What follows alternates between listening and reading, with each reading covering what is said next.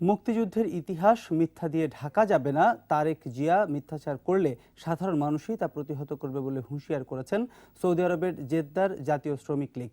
বিজয় দিবস উপলক্ষে আয়োজিত এক আলোচনা সভায় বিএনপি চেয়ারপারসন খালেদা জিয়ার উদ্দেশ্যে হুঁশিয়ারি করেন সংগঠনের বক্তারা।